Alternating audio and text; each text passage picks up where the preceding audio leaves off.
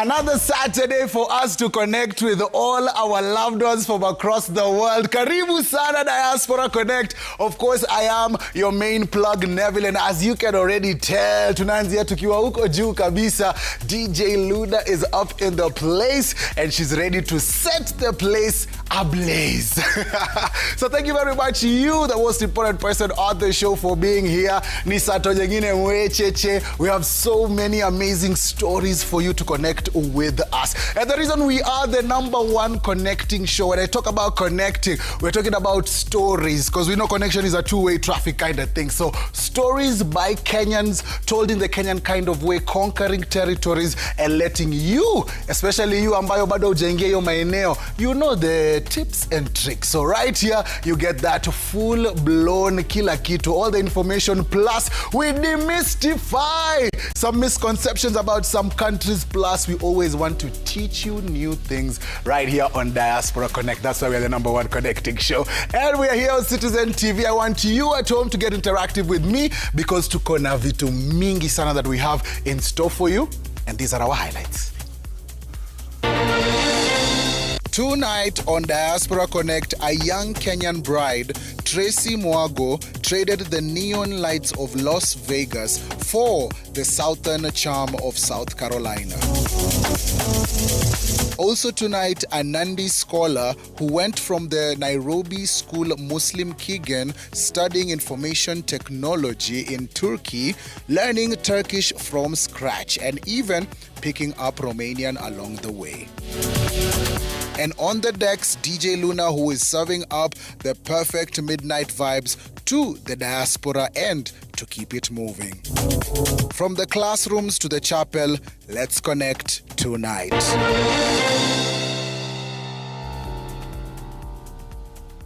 A whole heap of vibes ambayo tumekuandalia wewe. As you can already tell there, we are going to be traveling and we are also going to be connecting. Hizo ni standard right here. So get interactive with us. Wacha nikuambia kwanza our avenues of communication, because let me just be honest with you, when you're at home, you are watching me right now. Today, Saturdays, is the best day. Pangu especially, because I get to link up with you, the most important person on the show. So please, I have so much energy for you. Ebu niambie ka something hapo, tumia hashtag yetu Diaspora Connect at Citizen TV. Come through on the X app. Please don't forget your name, alafu pia where you are tuned in from, because there's a lot of things that we have in store. Plus Instagram family, hapana ogopa at Diaspora Connect KE. That's our Instagram page. Ukishaingia hapo kwa search bar, search it up, alafu ukishaipata, make sure you follow, alafu ingia pale kwenye DM and talk to us, because we definitely want to connect with you. We're talking about connections. See, unajua tuna kitu tunafanyanga hapa inaitwa Sights and Sounds. For the newcomers, in case aujui hapa ini nini, it's all about me showing you at home somewhere in the world, area flani, a certain city, and then when you see it, you come through and tell me where you think this is, especially on all our social media platforms. And once I show you this place, I'll be giving you some interesting clues, some facts about it, vitu wao ufanya, culture yao, infrastructure yao, some, some things about it. Alafu, you continue telling me, alafu at the end of the show, I'll be letting I'll be letting you know about the answer. Alafu tunaenda kutoka hapo. So make sure you are communicating with us throughout the show. Alafu pia, sijasahau watu wangu wa WhatsApp. You see my WhatsApp number on your screen right now. All you need to be doing is texting in. Niambieni, hey Nevo, mambo vipi? How's your day been? Uko ready to connect na Wakenya wengine? Are you ready to be inspired? And also, we'll be shed a certain light on some of the things that we do know and that we don't know. So our sights and sounds, hiyo inakuwa kitu tunapenda kufanya sana hapa on the show. So I want to show you a place in the world.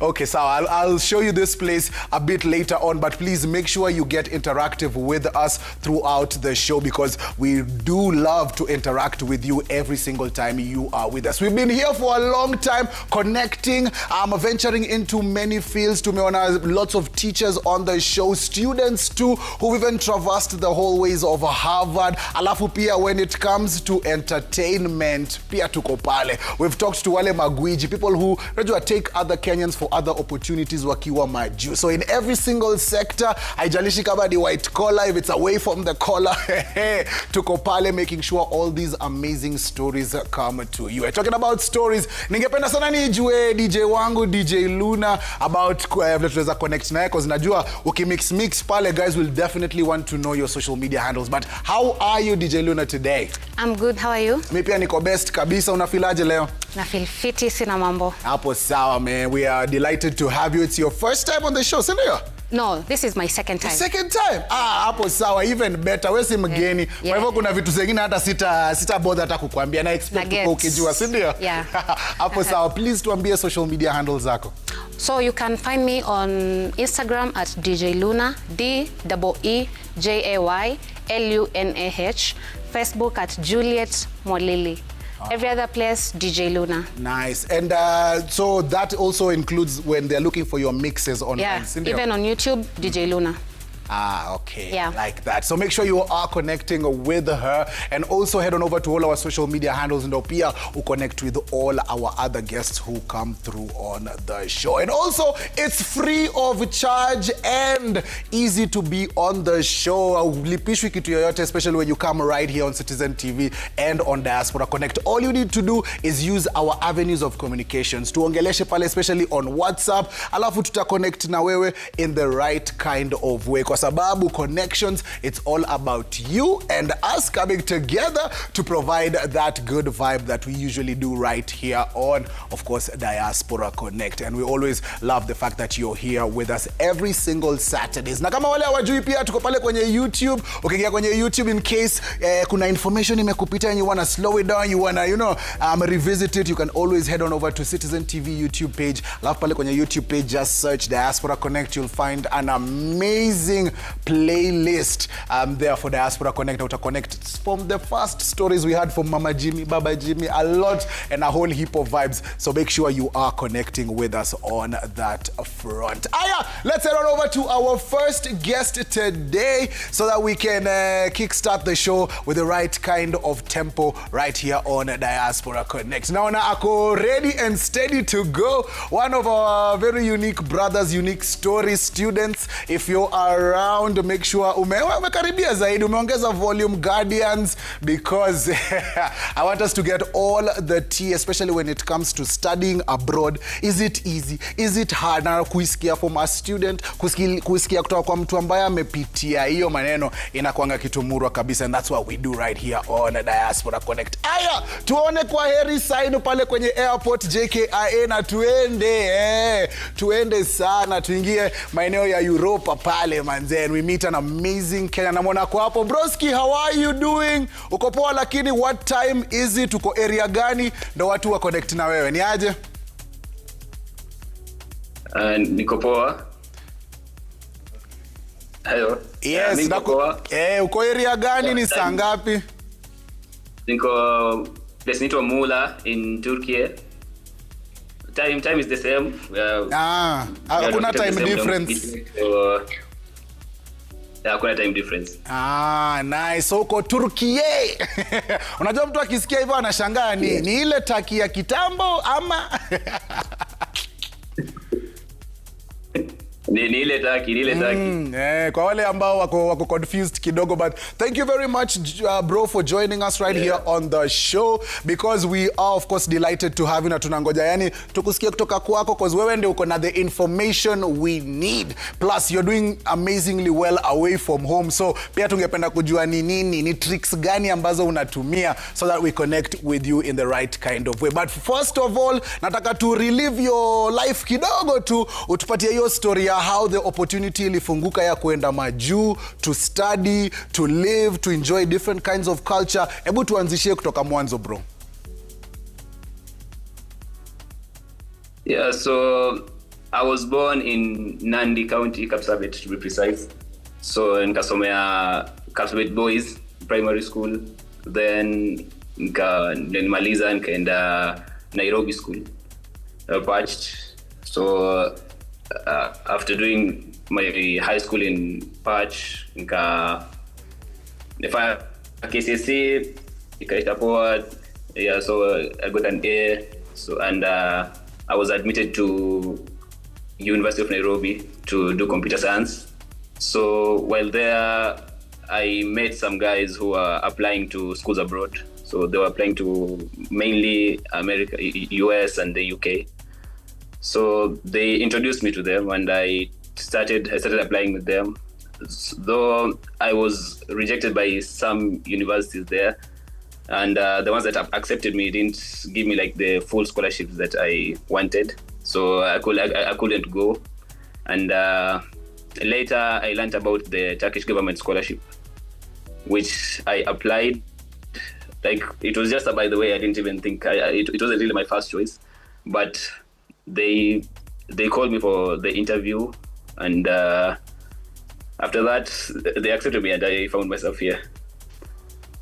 Okay, I like that. Kwa sababu hizi opportunities saa zingine inahitaji kuwe ready to grab them by the scruff of the neck. Alafu tuambie, what are some of the things that you needed, especially to accomplish hii mission ya kuingia majuu? Because kuitwa ni one thing, alafu tena put together everything, that's a whole different story. So what would you say about that, bro? Yeah, so after kuni accept, since it was a government scholarship, they pay for everything. So normally other students will have to pay for visa and other expenses, but mine, everything was handled by the government, and they paid for flight expenses, everything. So I didn't actually have to deal with document issues. But for a normal student, I would say, yeah, there's some visa and other documents which I cannot explain. Okay, ni sawa. And I like the fact that unajua hii opportunity, once it avails itself, umesema you're on a government scholarship na umeambiwa kila kitu iko ready. That must be such a good feeling, kwa sababu kuna wengine ambao wanapita route zengine ambazo, or they are taken through steps that are quite difficult than what everybody else is going through. So I'm glad you're open enough to say that, because pia kubarikiwa hivyo na hiyo scholarship is not an easy thing. Aya, umepata makaratasi yako, air ticket, kila kitu iko ready. Before uingie hiyo ndege, ulifanya research about where you are going, uliangalia vitu online about living there, ama we ulisema wacha mimi niende tu with an open mind? Yeah, so I had already done some research during applications. So wauliza vitu na like places tunataka kuenda nini during interviews. So I had already done the research. So most of the things I already knew about Turkey, but of course, yeah, later after being accepted, I just had to Google, went on Instagram, on YouTube, tried to see the place that I would be going, the city. Yeah, and I liked it. Nice. Na najua vile ulikuwa na research, uliona huko hakuna ugali, uliona huko kidogo smoky, chapati. Hizo vitu ulikuwa una sacrifice, unaziwacha hapa home. How was the food experience like for the first time? Because najua hiyo culture yao wako na their way of doing things. I'm sure they have their national dishes, vitu ambazo hao wana hold close to their heart. How was it getting used to food? Yeah, so the food experience was the most intriguing, I can say, because everything is different. Yeah. Ugali, of course, and the only thing that is similar is maybe rice, but like maybe breakfast, they take their breakfast culture very seriously, like olives and everything. So the first time I was there, it really shocked me. I couldn't like be eating olives and cheese, but yeah, I got used to it. Also, like they will make their food with yogurt, and so it was really cringe for the first time. But yeah, and the national dishes. So they really take the food culture very seriously. Yeah, I can imagine kama tu vile sisi back home tunafanya, ukianza kuslanda ugali kidogo uhusiano inakuwa mbaya zaidi. So sasa tumeongelelea kuhusu food, nataka uniambie classroom experience, because we've had experiences on the show about students who are in America, who are in Australia, you know, different parts, but I really would love to know especially the differences in classroom activities. You know, you've experienced life here, ulipitia patch, sasa umeenda country nyingine uko Turkey. How was that like? Ili kushtua, especially going into a class, or their studies in the class are just as normal or as similar to ours? What would you say about that? So for me, my first year here, I had to do the Turkish preparatory school. So it wasn't as shocking because we were just with the international students, and the experience was nice during that year. But then now entering starting my first year in school, like the culture was a bit different, considering I had already started studying in UN, and the way they did their things was different from there. So zapata UN classes bounce ilikuwa like somehow normal maybe, but here it was very very different from unapata, yani classes wanachukua serious, alafu grading system, the GPA system pia it's a bit like siko haiko vile nilikuwa nimezoea yani. So unapata unafaa the GPA ina determine yako work prospects nini later, exchange opportunities, yani vitu most. So hizo ni vitu nye aziko kuwa back at home that nilikuja ku adjust here. Okay. And what would you tell, because I'm sure there are other students from other areas in the world, diaspora, kama tu wewe, ni mbinu gani ulitumia overcome some of these hurdles, especially unajua making new friends? Kwanza watu wanakuona ufanani nao, you know, language kidogo, you know, there are many different aspects that make you unique and make them unique that I'm sure kulikuwa na lots of stories. Was it easy making friends ama ilikuwa kizungumkuti? Yeah, I would say it was easier making friends. Like I was a black person here, so most black people in Turkey are football players. So when someone would see me, they'll just assume I know football, and they will call me for a match, and that's how I made many friends. So I did know a bit of football, so it was easier. It was easier to make friends with them. So, and once they knew you were from Kenya, did they ask you anything about marathons, running? Yeah, so most of them are Kenya, like who follow athletics mostly. So young people mostly want to follow football. So apart from football, athletics hapo wanajua, so nahitaji ku-explain, anauliza tuambie mtu mmoja famous kutoka Kenya. So nikisema Kipchoge au nini au mzui, so labda niseme Barack Obama ndo ilikuwa na definitely. Alafu pia yeah. And when it comes to everyday living, juu tunajua nikiwa hapa nyumbani najua nikiwa na 500 yangu inanifikisha this long, nikiwa na 1000, nikiwa na naweza pata ABCD. How was the living kind of situations, like kuenda shopping, kujua prices za vitu, kujua vitu zinatakikana ama vitu unaweza fanya uwezi fanya? Was it easy adapting to the way of life in Turkey? Yeah, it was easier. Like Turkey, I think it's a bit cheaper compared to other European countries. So siku experience much difficulties adapting, shopping and everything. And it's like I normally like shopping for clothes and others. So here they have a really rich textile industry. So clothes are cheap. And it was nice, despite being some inflation and others. it was still easier to adjust. Oh, okay. And pia nimeona mapicha zako kadhaa ukitravel hapa na pale, but kuna hii picha moja, hebu angalia hiyo picha hapo kwa screen sahi. Ukikuwa hapo kwenye steps, ukipiga kidole pale, ukismile, did you think at this particular moment ungekuwa away from the 254, ungekuwa in a foreign land, ukido amazing things?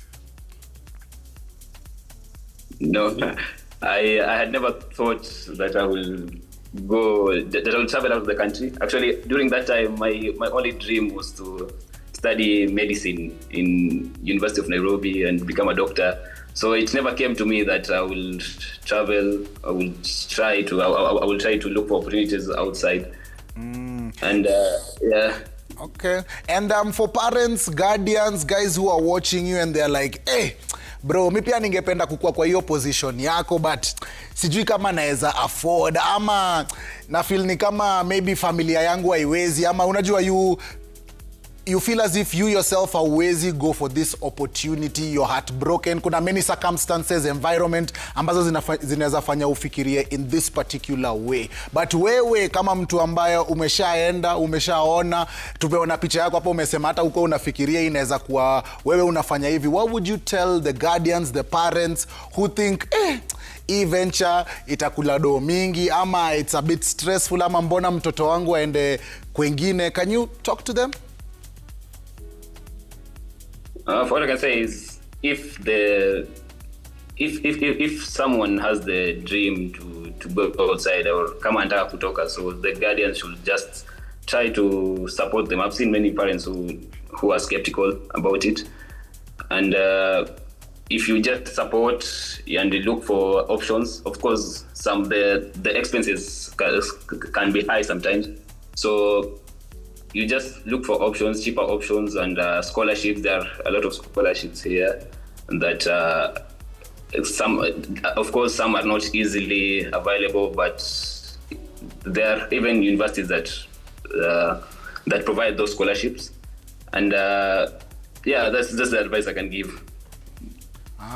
And also when it comes to, I've seen you're traveling there, unajua unaenda some places, and I know you being, unajua in Turkey, it allows you to travel.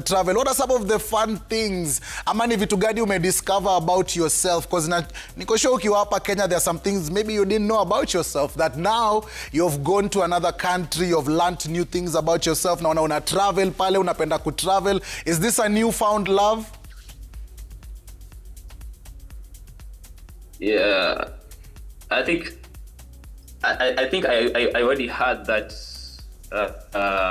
interest in traveling from before.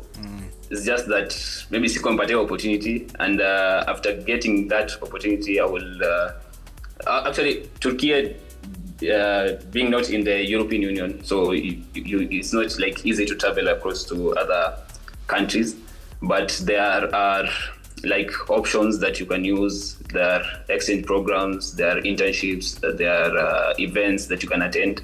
So yeah, I decided to follow those opportunities and apply, and they came out, and I got the chance to travel, and I got to learn many things that made me grow myself, that I didn't think I was like that before. Nice. And also, let's touch on about some of the things that you miss from back home. Juu tumesema huko wako na chakula yao, ugali, chapati, hizi mavitu wa uzi experience. Do you find moments where you have friends who come from Kenya, family, ukuna restaurants huko ambazo they sell some things? Because niko sure huwa once or twice unataka kutengeneza ka ugali, unataka kukula unajua kitu kutoka nyumbani. Are there moments like that?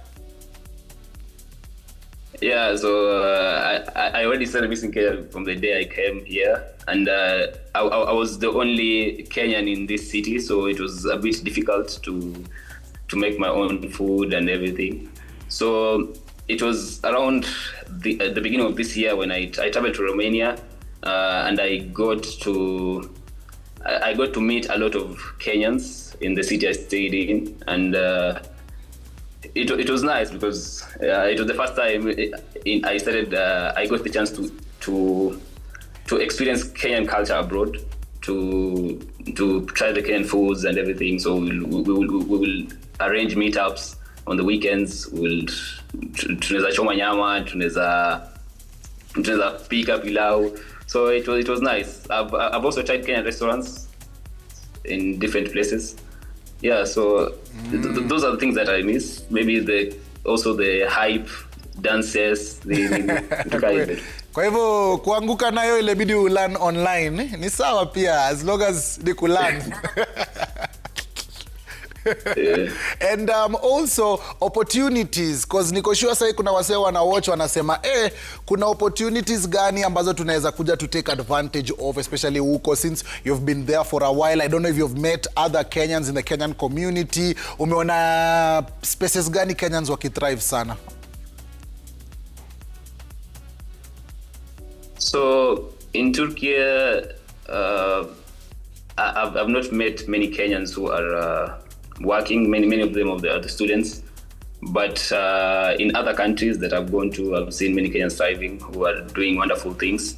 You can find some in the agricultural sector, working there, doing internships. I've also got the chance to do an internship in Romania, and I got the chance to meet some Kenyans there. So there are opportunities that many Kenyans can take advantage of, especially in Europe.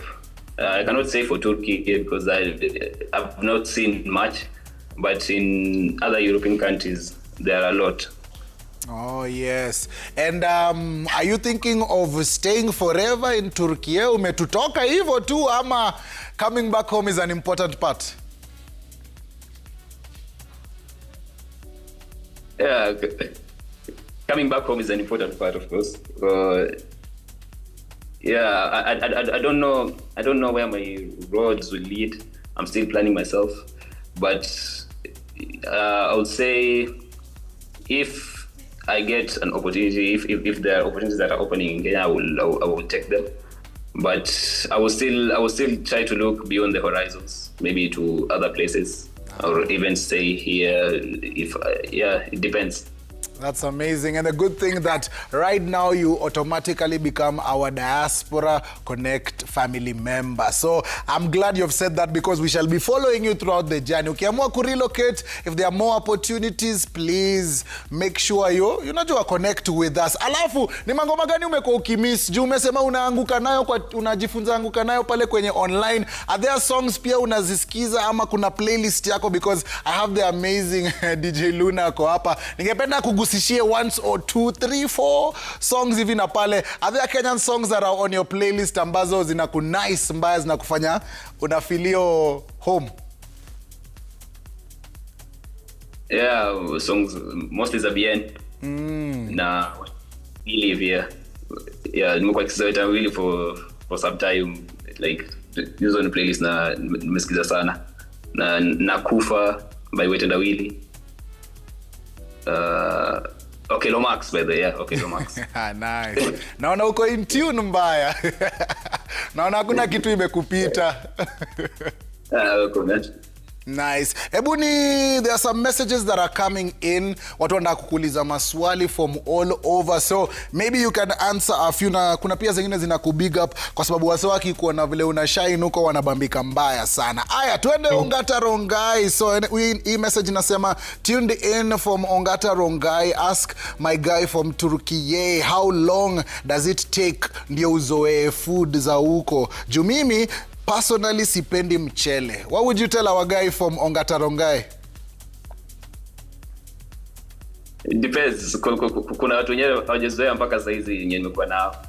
Most people from West Africa, the food inakuwa different. Joms, spices na nini. But for Kenyans, I think our food mostly is spicy sana, so it's easier to adjust. Lakini rice tabii tu amezoea. Nakwambia huku nje kuzoea kwanza ukiwa away from home. Unajua sasa mimi hapa naweza kimbilia substitute, but wewe before inakuwa kizungumkuti, but you're a good man for hanging in there. Aya, nyingine hapa inasema hello Neville my guy, ni Charles hapa Momanyi watching from Kisii. For sure you guys are really putting us on, for sure. You guys are doing this with all your heart. Thank you very much to Citizen TV for this program. It's my favorite program, Diaspora Connect. And Neville, the passion and energy that you use is such a joy. May God continue blessing you. Asante sana bro. Aya, naona mtu hapa amesema Muslim Kigen studied with my brother, proud of him. Sasa wewe hauachi jina, you are the most important person on the show. Please include your name. Ndo nikiambia Kigen ni maneno anajua ni nani. Sasa brother Kigen, unajua huyu ni brother mgani? Cause umestudy na watu wengi. Another message here inasema hello Neville, how are you doing? This is Derek from Kisumu, show iko lit, Jambore. Neville Odero here watching from Dallas. Asanteni sana watu wetu wa Dallas. Ask my guy from Turkey how much it is in a day, how much he spends in a day, or how much it is to apply for a visa. Do you know any of this information? Tell us fans how much you spend in a day, if you can tell us that. Alafu sijui kama unajua mambo ya visa. So in a day I will spend at least 1,000 lira, which is almost 3,000 Kenya shillings. And the visa issue, I'm not really sure, but for Kenyans I would say around 80 to 120 US dollars. Okay. And I'm sure when guys do their research about going to a place, at least wakiingia pia kwenye mtandao, they can find all that amazing information. Asanteni sana guys for coming through. Aya, kuna jingine hapo inakuja inasema ni aje Neville, I am Collins Litala, tuned in from Webuye in Bungoma County, taking us away till late. Uliza Kigen ana manage aje bills na food. So umesema una spend 3k in a day za Kenya, which is 1,000 ya Turkey huko. Is that is enough for transport, food? Uko sawa at the end of the day, si ndio? Yeah, it's enough for everything. Like Turkey, it's a bit cheap. It's a lot cheaper. Na kuna student discounts, like for things like transport ni free for students. Yeah, if you have a student card. So it's inatosha kabisa. Inakutosha kabisa. Okay. Thank you very much. Keep your questions coming through. We have the amazing, of course, student mwenye ako Turkey, Kigen ako hapa na sisi, and is still here with us. Alafu nikuulize hivi bro, when it comes to you, you know, I've seen a photo there with you and your friends, muna travel pamoja, taking advantage of, as you said, those student programs ukiwa pale. Talk to me also about bills. Junajua Wi-Fi huko ni bure for students ama munalipia?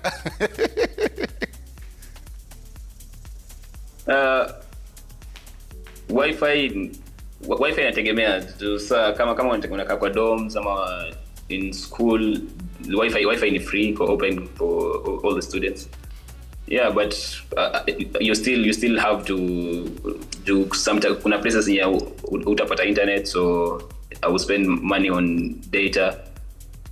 Yeah, data pia it's not that expensive. Yeah. So it's affordable even for students. Okay. And those moments when you're feeling low, una miss nyumbani, una miss mabeshte wa, unajua kutoka back home, what are some of the things that you do to get out of feeling lonely, feeling depressed, unajua miss, homesick? How do you overcome that, especially as a student and as someone who is living in the diaspora? Yeah, so mostly na watch content za home. So kama miss sana, naingia Instagram, na watch all the content creators, at least na get a laugh or something. Pia na get, nikipata some free time, I will talk to my friends online. Yeah. So yeah, I also listen to the Kenyan songs. Akina Okelo Max watendawili pale BN wamekuweka bampa mbaya, so that's amazing. And thank you very much for pulling up on us. Asante sana kwa kuja hapa kushare story yako. Tell guys how they can follow you on social media, cause najua wase wako na maswali zengine, wase wangependa kuconnect na wewe. Before I ask you to send your salams, juu najua kuna your loved ones wanakuwatch, my girlfriends wa kitambo, watu wako wapenzi wanakuwatch, so wangependa uwapige shout out. So tafadhali tupatie handles zako vile mtu anaweza kuuliza something else, alafu tupatie salams. Yeah, so you can catch me on Instagram at _.kigen_. Yeah, so that's I think that's my only handle that I'm active in. Okay. And yeah, I would like to send my greetings to my father, my dad, my mom, my uncle,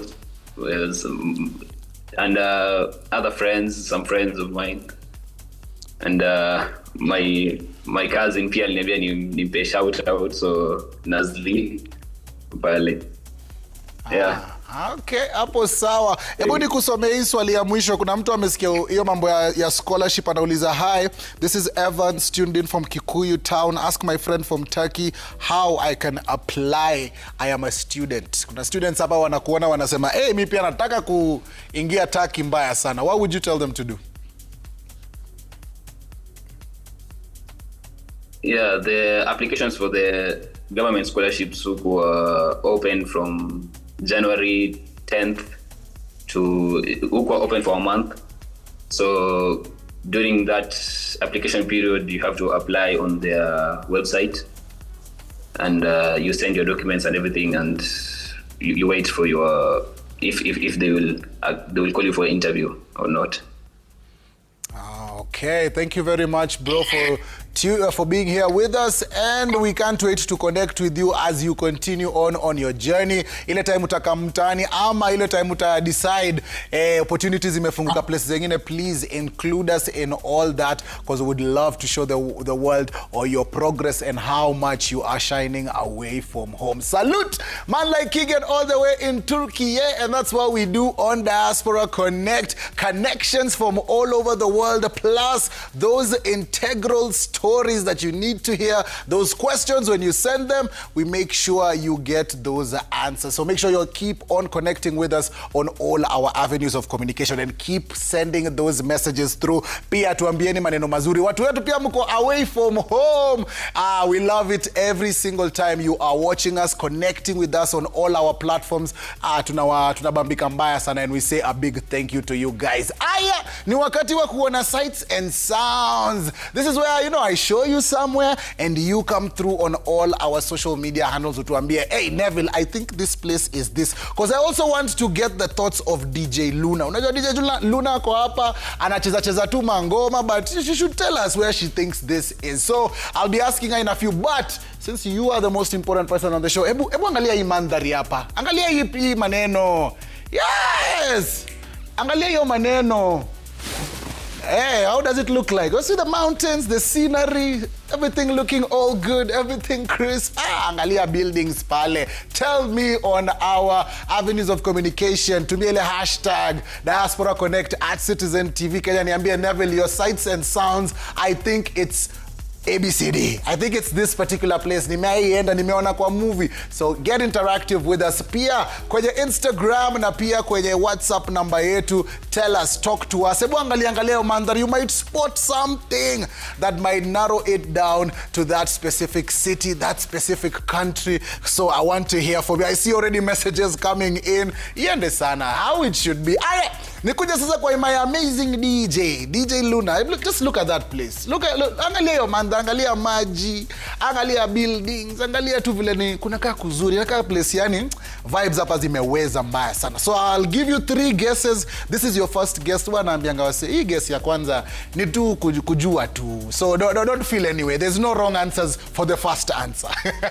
So DJ Luna, when you look at that place, where do you think that is? Island. Sorry? Island. Oh, why do you say this? Ni nini umeona ambayo imefanya ufikirie? Hizo ma water bodies nini hivi. Because I know island kuna a lot of water bodies. Is there anything else ama ni water body main? Inishikilia tu kwa hiyo. Inishikilia tu kwa hiyo. Sawa, uzuri ni as the show goes on I'll be giving you more unajua facts, interesting things about this place. So I might mention something that might give you that clue that you need to guess the right kind of answer. So thank you very much for that. So wewe ukiwa nyumbani, please interact with us, tell us all those good things because it is important when we are connecting with you. Aya, wakati wa connections bado. Now I want us to go all the way to America. Yes, I have an amazing Kenyan anaitwa Tracy. Alitoka place moja inaitwa Las Vegas, akatoka huko akasema huko acha niwaache kando, let me move on to somewhere else. Sahi ako South Carolina if I'm not wrong. Tracy, hey, how are you? Hey, how are you doing? I'm amazing. Good to have you. It's good to hear your laugh, to see you. How are you doing? What time is it? Am I wrong? Am I lying to guys? Are you in South Carolina ama umemove tena? Mimi niko bado South Carolina. Saa ni like 4:23 p.m. so tunangoja tu usiku hapa kidogo. Hapo sawa. Na kila mtu kutoka US anatuambianga ni summertime. Is that the case? And what happens during this time, especially for you personally? Oh my goodness, hapa South Carolina ni very humid, so uta-realize ukikuja America places ni different. So in the South ni like so humid, ukitoka nje 100 degrees with 100% humidity, una sweat kabisa like lazima tukae ndani na kafan kako. Hapo sawa. Thank you very much for joining us once again, Tracy. We are delighted to have you. Can't wait to hear your story. Aya, tuanzie mwanzo because every story kuna unajua the beginning, the genesis. So tell us, we of course know you're from the 254, tuambie ulianzia wapi, what happened, ndo ukatuacha hapa ukaingia Las Vegas. Tuanzie tufike tu paka hapo. So give us your whole journey. Yeah, I grew up in Nairobi, Kenya, in Buruburu Phase 1 to be specific, and then I was about 15 years old and nimemaliza high school 9th grade, huko ndo wanaita 9th grade, but huko ni form 1, Kangobiri Girls, and then nikakuja huko America because my mom was already here, so I came and stayed here with her. I moved straight to Las Vegas, which ukikuja huku utajua Las Vegas ni story hata utaki kuanzia. So watu walikuwa surprised ati nimekuja Las Vegas, how, but my mom was here, so that's how I kind of moved here to stay with her. I was young, I needed to stay with my parents on here. And then nikamaliza high school huku, then nikaenda college, nikafanya aviation. This was just a generalized aviation. Apparently, kama wasi citizen huwezi maliza aviation, so on pause right now, but ni sawa, tutaendelea tu, dreams can dream on. And then nika-meet husband yangu nikiwa college online dating, which I was not happy to do it, but I'm so grateful I did because nilipatana na yeye through that. Then vile alimove hapa South Carolina, tukakuwa married, nika-move na yeye, and then now we are here living together, the married life. 24 years old. Napenda vile umeisummarize yote kama movie, yani mbio.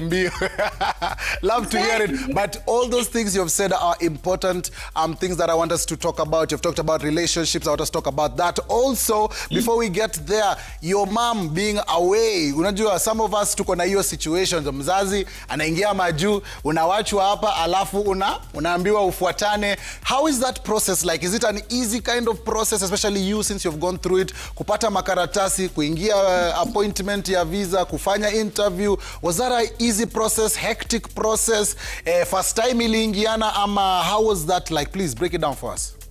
Yeah, vile mamangu alikuja huku, it was really difficult because walikuwa wameachana baba yangu, so I was bouncing different houses, trying to stay somewhere stable, which was not easy. But the good thing, I was in boarding school, so haikumata sana because most of my life was in boarding school. And then vile ilianza kufanya paperwork, since I was young, they needed an official guardian, and my grandmother was the only one who was signed up for that, so which was interesting because grandmother yangu ajui Kiswahili vizuri, so it was a hard journey to go into the interview session. Alafu anaulizwa, umemkubalisha ende? So, your translation process was very hard.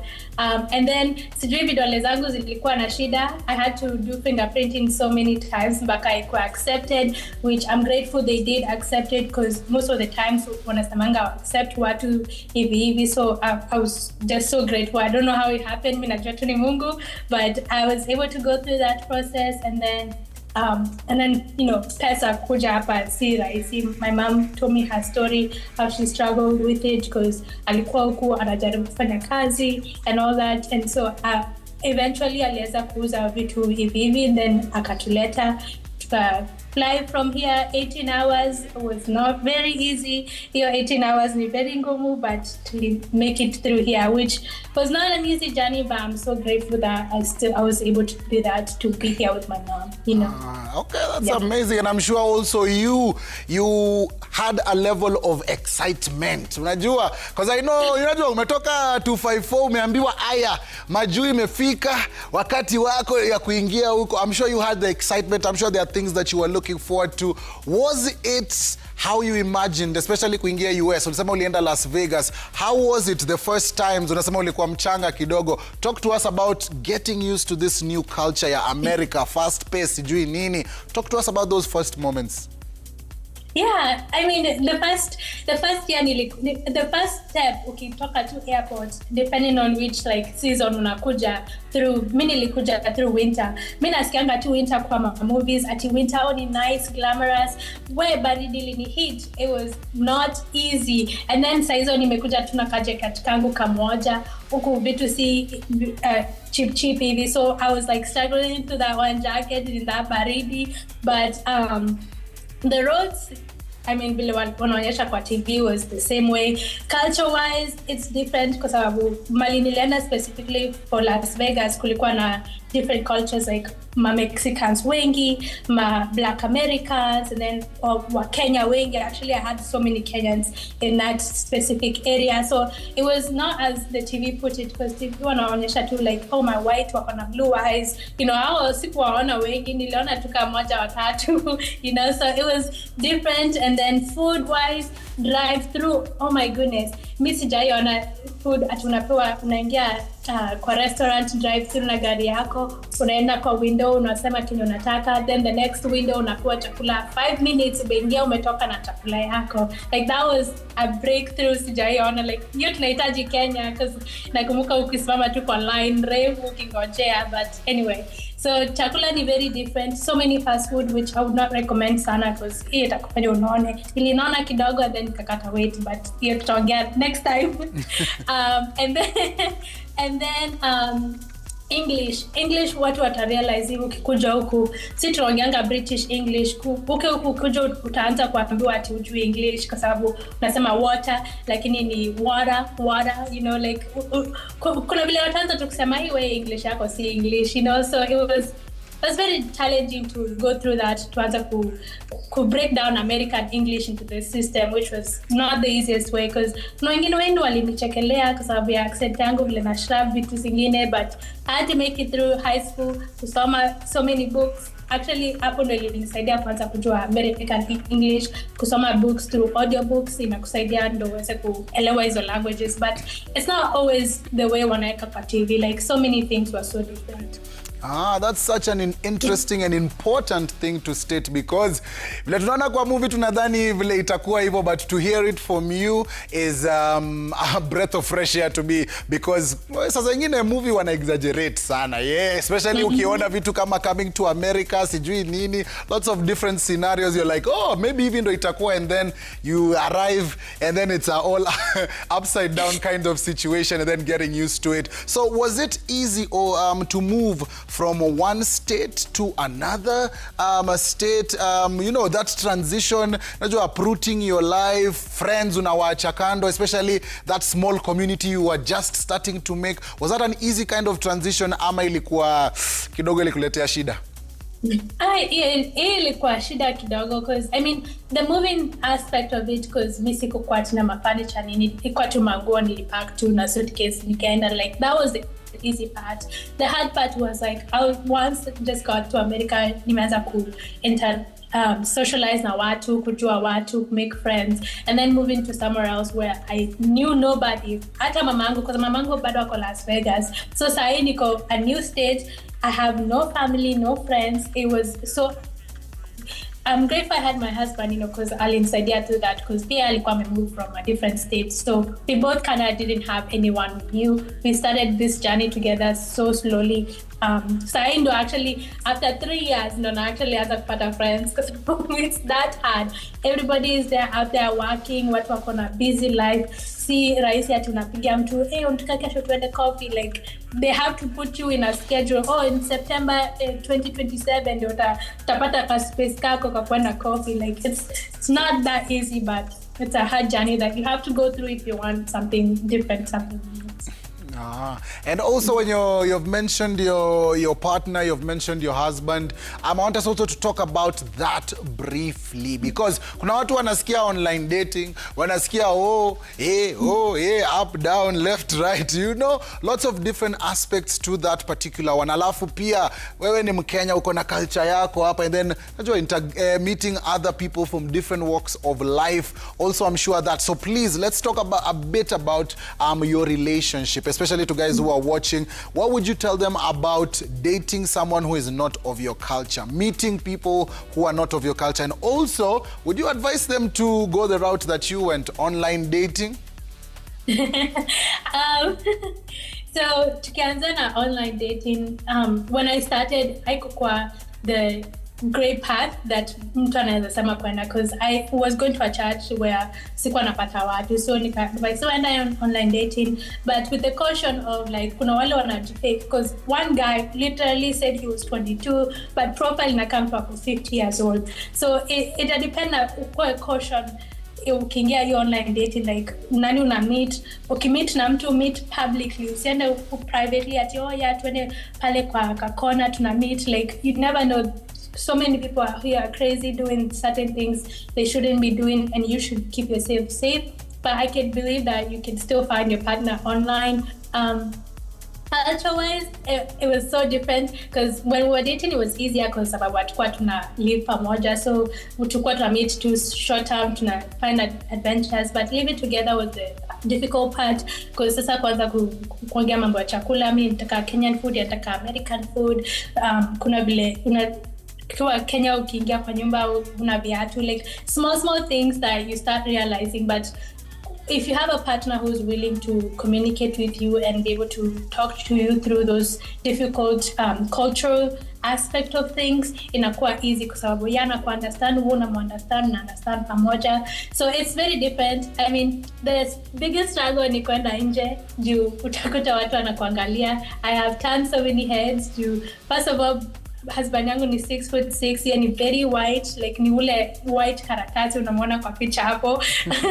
So na mimi niko very black, very short girl, so kila mtu ukienda nje wana turn kuangalia, wamestare, everywhere. But don't be discouraged, because it's you and your husband or your lover. Kama mnapendana, decide to live this life together, you have to go through it together. Otherwise, kama uko na mtu atapili kama wewe siwezi enda na wewe nje juu watu wanaangalia, don't move on to that person. Leave them alone. When na mtu atakuwa very proud to walk outside with you. Yes. Which is not an easy task. You have to find your tribe. You have to find your people, and we can tell that you found that, and we can tell from the way you talk about him, from the way we've seen the pictures pale. Mapenzi kitu tamu haki Mungu anaki. But iko sawa kabisa. Also, when it comes to cultures, tumeongelelea hiyo, unajua marriage, sisi hapa tunapenda tukipiga wawili kwa wawili, unajua tunapenda mambo ya rurashio, tunapenda mambo ya tukuje tupatiane pesa hapa na pale, mahari, and many different aspects. Was that a conversation that you guys had? Did the families talk about sawa mko America but tunataka bado ng'ombe, ama tupatie unajua ABCD? So talk to me about those conversations, especially when the relationship now is getting serious. Yeah, I mean, we talked about it because nilimwambia mimi ni Mkikuyu, tunafanya rurashio, like unaongelesha my mom, because my dad again wali separate, so sikutaka kumu involved. But since my dad apparently hakufanya ratio to my mom, so I could jump to my generation. So hiyo ilikuwa like cancelled out for that reason. And then kwa wedding, hatukufanya wedding so far yet kwa sababu kwa America si very expensive, but we decided in like 5 years time when we're doing like a celebration, we'll do that wedding. I know here the girls' parents do lipa wedding, so it's interesting, like girls' parents do lipa wedding, and then kwa sisi kwa Kikuyu like bwana ndo analeta your mahari and whatever, and so it's, I don't know, it depends vile mna discuss, but mi vile mamangu akufanya hizo story, so yetu ilikuwa cancelled to that. But aliuliza mamangu first before akuje kuniuliza marriage, so which I guess that was nice. That would, yeah. No, that sums it up well, because as you've said, kama madhe, so kuna tradition, so I'm glad it worked out well. Plus umesema dialogue ni kitu muhimu between wewe na partner wako na watu wenu, so that you can get the best possible outcome, especially for, you know, for the both of you. So I love to hear that. Alafu pia tuki sidestep relationship kidogo, tukiongelelea mambo ya, unajua, kazini, day to day, bills. Is South Carolina pahali Mkenya anaweza kuja if they have an opportunity na aishi vizuri? Is it an affordable kind of place, or do you prefer maybe Las Vegas? We know it's a place that people go to party and do many things, but I'm sure there are people also who live there and do many things. So ni place unaweza at least weka pesa yako vizuri. And please, if you can break it down for us, how much do you use in a day? Ni bills gani ambazo at least unalipa hapa na pale? Because mimi yangu ni wifi, rent, but I'm sure you have other bills and other things that you pay. So maybe give us that side of the life. Yeah. So kwanza na how like to make income. Ukikuja South Carolina, huku wanakulipa vitu very lower. For example, Las Vegas, nilikuwa na job, walikuwa nalipa $20 an hour for just a sitting desk where napigia watu nawaambia, hey, mtaka scholarship and how can I make you do this? But huku hata walimu wanalipwa so low, $12 an hour, which is not recommendable. So for me, I would say it depends na opportunity specific umepewa wewe na mali umeeka online. I would say kama ni wewe peke yako naishi peke yako, maybe like $25 an hour can help you live a comfortable life, at least here in South Carolina. Because pia huku vitu see that expensive, you know, some places unaweza pata bargains, you know, tukai. So rent, the only problem is very high. As we have a mortgage, tunalipanga like $1,600, which my husband peke yangu anafanya kazi, mimi sifanyangi kazi. So analipa everything, like analipa mortgage, analipa phone bill ni like around 100, 180, you know, because tuko na wawili, 2 phones, and then Wi-Fi wanalipa like $50, and then grocery hapo ndo inakupatanga wanalipa $500 a month, but hiyo inaweza last to the next month if you plan and budget your money well. And that's why we go to like big places kama Sam's Club na Costco, because huko ndo wako na vitu in bulk, ndo uende ununue vitu for cheaper. And then vitu small kama like kwenda kununua maziwa, vitu kama hizo ni every week. And small places kama Aldi's, send the big groceries because I watakuulizia vitu expensive juni brand, like, and small places mali utapata the same thing for cheaper. And that's what we do. So like budgeting and planning your finances will help you well. But here in South Carolina, I would say like that $25 to $30 an hour kauko peke yako, the best way to be able to live comfortably here in America. And also avoid the big cities in anywhere you go, because huko wanna jack up the price. Like I remember the last house we had, wali jack up the price only because it was their 50th anniversary, which I did not see the use for that, but apparently because I was 50th, well, they jack up the price. But just go to a nice place where obviously it's safe environment, safe place, but cheaper. Like you can just small budget through things. Like there are small avenues you can go and use to be able to like get cheaper things and cheaper places that are nice and comfortable for you to live at. And when it comes to things that you have introduced your partner to, from Kenya especially. Niko sure umemwambia baby, kaugali, kachapati, kadini. Talk to us. Hizo moments zimekuwa aje? Has it been an easy thing introducing, because wajua Kenya vile tunadu our thing. I'm sure you've also had to get used to, new foods, new things. But tuongelele hiyo kuintroduce another person to the Kenyan culture. How was that like? To introduce him to the Kenyan culture was a difficult challenge a little bit, because hapendi spices, a white how was he handle spices mingi, but nimeintroduce ka vitu ka ugali na skuma. Actually, I posted that video online. It was very funny. His reaction was very funny. And then nimeintroduce kwa chapati na stew, which I also introduced to their parents as well, which they love so much. His dad goes to do mission work in Africa, so at least I'm quite used to that. But also, he's loved the experience to be able to eat my African food, but I make sure I don't put spices. That's the line, that's the boundary line we don't step at. But other than that, we are good on the other things. That's good. And what are some of the fun things that you do before? I want you to also talk to us about the opportunities that you've seen Kenyans thriving in. What are some of the fun things that you've discovered about yourself that you do for fun, especially now that you're settled down? Right now we've been I started this actually content page to make funny content with the Kenyans. That's something I've really enjoyed to make, even including him in there. We've also been playing card games. It's called Magic the Gatherings, which Kenya, I don't remember doing that so much, because also I was really young, going to boarding school most of the time. So card games and board games are the things that tumependa pamoja. We've gone through that together, and so I've enjoyed that experience.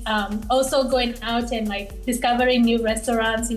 They have Italian food, Mexican food, Chinese food, anything you can think of, you can go out there and do. So which are the things we've just love to do together.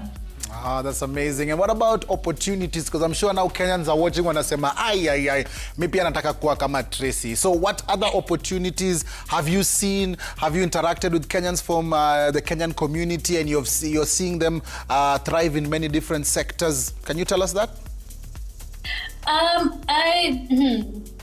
I think the main thing nimeona watu wakithrive sana ni nursing opportunities.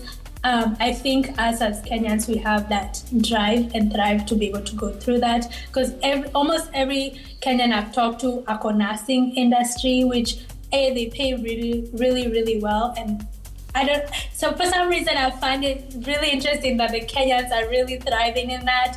Also scholarships, let's say kama uko college unataka kwenda kayo ni nursing ama any dream opportunities you have, they have those specific scholarship just for us as being Kenyans, as being immigrants, so which is a nice opportunity. I've also seen people thriving in finding applications for the visas online, where if you're immigrant and want to come to work here, they have those wonderful experience to be able to come here and work and make your dream come true, So those are the things that, at least interacting with people, I have seen.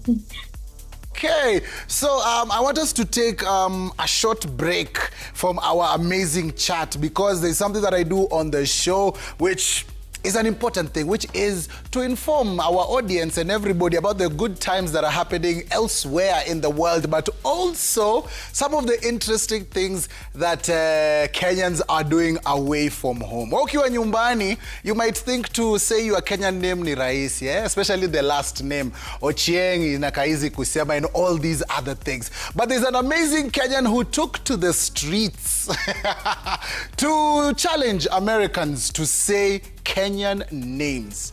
Take a listen. Can you read these African names? Let's see. Nakna, Nganga, Nyanya, Myangi, Mwangi, Myangi. Okay, that was pretty close. That was close. Odhiambo. Oh, you got that one. Okay. Wanjiku. Hey, okay, that was good. Can you read these Kenyan names? Yeah, let's get it. Okay, let's see. Kenini, Kanini. Moshioke, Okay. MBT. Okay. God damn, bro. This shit hard, homie. You got it. Okay, here we go. Oh, okay. Chipchumbe. Chipchumba. Okay, you got it. I'll give you a 6 out of 10. Oh, yeah? Yeah. Thank you, sister. You know You're what it welcome. is. Tracy, I don't know if you experience such moments when you're going around introducing yourself, especially when it comes to your second name. Do you get moments like that where it's like, Yes. My last name is Mwago. So I've heard interesting names like Mango. I don't know how that's pronounced like that. And then Mwango, like it's so funny. You're going to the doctor's office and they're waiting and then they're calling you Tracy Mango. And I'm like, who is that? So, yeah. I also have the amazing DJ Luna here in studio. DJ Luna, Siju, what do you think of that video? I'm sure you thought to say your last name is very easy. Unaona vile wazungu wanateseka? Yes. You think you can, your name can be said easily? Mine actually was there. Oh, mine imesemwa? is Mbithe. Yako ni ile chep. No, Mbithe. Oh, yes. Umeona imeleta kizungumkuti kidogo. But at least si kama chembe. Hiyo ya chep mazee, ulimi karibu imwagike kwa screen. Yeah. Also, apart from different names being mispronounced and pronounced in different kinds of ways, there's a list that was put up the other day, and I want to show you this list. And this is the list of visa-free countries that Kenyans can travel to. Ebu angalia hiyo list vizuri. Kuna mpaka Russia hapo pa. Yaani unaweza enda Russia bila na unaona hapo how long you will have to take before you can be accepted into that country, up to 90, 120 days. Angalia hiyo list, and from this list, you at home, I want you to pick somewhere on this list as a Kenyan. Useme haki nitasave ama ni lazima nitaenda, alafu ni visa free. So check it out. DJ Luna, I don't know if you have spotted somewhere where you want to travel. Unaona hapo uko visa free for a certain number of days. Do you see anywhere hapo? Because mimi naona hapo kwanza Cape Verde, niliona pale kwa World Cup. Hiyo tayari kwa list yangu hapo. Ethiopia. Ethiopia siwezi kosa. Mimi iko kwa list yangu. What would you say, DJ Luna? I would wish to go to South Africa. Okay. But sasa the current situation kidogo kizungumkuti. Yes. Where else? I would like to try Hong Kong. I would love to try Hong Kong. Ethiopia Pia, si ndio? Ethiopia, yes. Okay, na show? Na kufanya show hivi ungependa kupiga show kwa country gani? Kwa hiyo list ukiambiwa haya tunakupatia ya ticket enda upige show, ungechagua country gani hapo? I would love still South Africa. Ethiopia na nani mwingine? And maybe naongeza Eritrea and Fiji for the safi kabisa. Yes. Tracy, this is a list of some visa-free countries that Kenyans can visit. Umeona nini hapo imekubamba? Well, mimi ningesema South Africa pia, but the stories. The next one is Botswana. I don't know why the name just intrigues me. I want to know what's in Botswana, So. True. Yeah. Love it. And you at home, please, chukua your list, chagua pahali, alafu uanze. That can be your new goal. Start saving towards it. Aba useme, nimejikakamua, nimejikaza, wacha niende hiyo side nyingine. Watu wa Jamaica pia. Yani kuna, hii list ni tamu sana. I am back to our amazing guest, Tracy. Thank you very much for joining us. First of all, this show was made for champions like yourself who go into other spaces, other communities, other territories, na bado muna finish kumalo, just like the way we know as Kenyans we do. When it comes to that great resilience, taking over the world one country at a time, Tracy is doing that in all leaps and bounds, and I love to see it in many different kinds of ways. What advice would you give Kenyans who are in the diaspora na wajakuja nyumbani? Kuna wale wa Kenya ambayo wako notorious, na tunaelewa saa zingine there are many circumstances that can make this situation possible, but for those who have the means ama who can but bado hawakuji nyumbani kuona watu wao, what would you say to them about the importance of coming home? I would say I'm in the same boat where it's like difficult for me to go back, but I would definitely say take that opportunity and get back to your roots, because you may realize for so long there's so many things I've missed in Kenya, like some of my funerals from my family members who passed away. I couldn't go. So I would say take this opportunity, go visit your family back home, get connected with the roots. Like, America is wonderful and great, but don't forget where you come from. Go there, connect with the people, love on your people, and then you can be able to come back.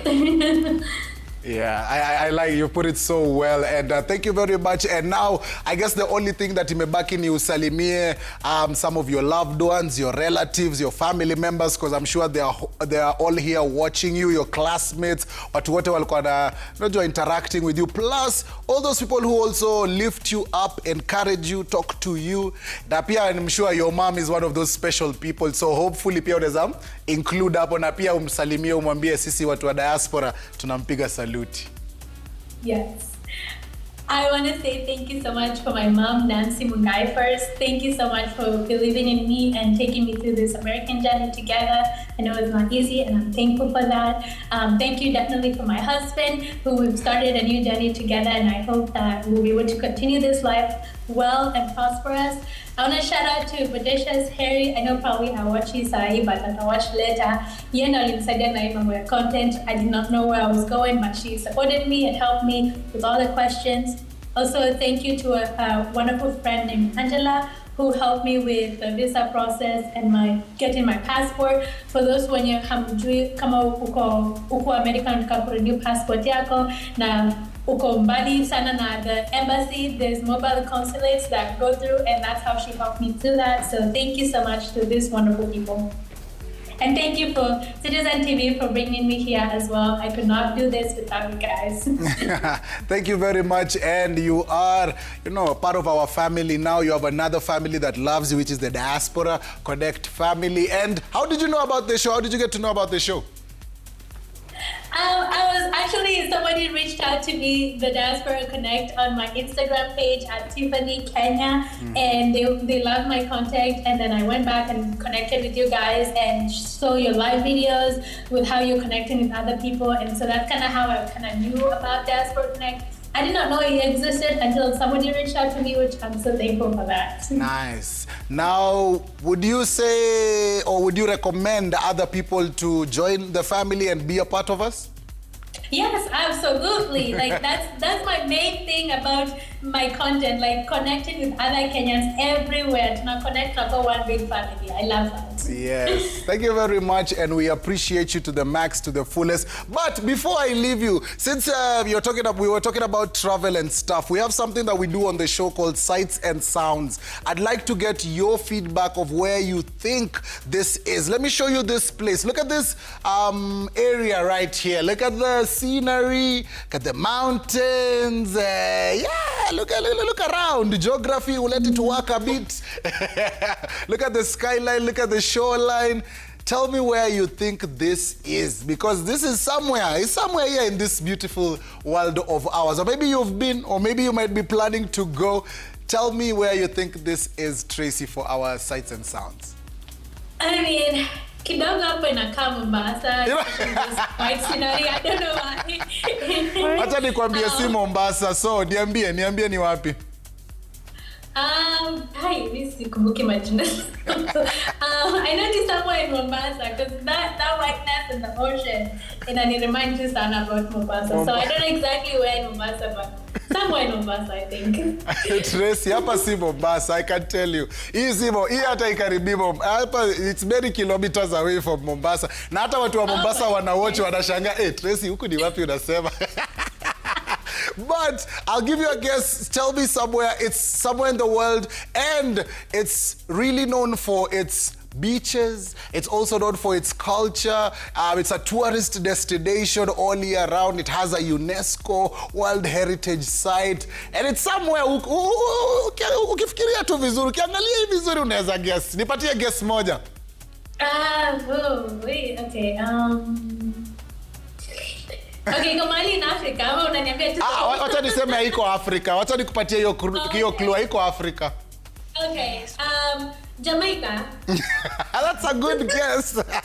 But and also if you were keen enough, iko kwa list fulani nimetoka kukuonyesha hapa ya visa free. But since mulikuwa mnaangalia Ethiopia, Eritrea, ikawapita. But thank you very much. I'll take Jamaica. I'll put Jamaica on the list of some of the guesses that you've had. And you at home, please guess our sights and sounds. Use all our avenues of communication. Tracy, asante sana. Thank you very much. Can't wait to connect with you again and again. This is the first but not the last time we are linking up. So please just know your family will need you some other time.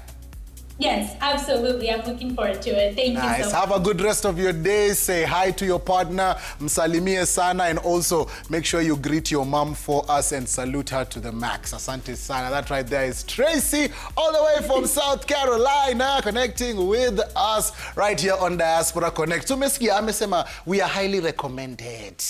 Ashakwambia. Sasa hakuna kupinga, mtu mwingine amesema plus nambari moja pale kwenye connection. Ndio sisi ya Diaspora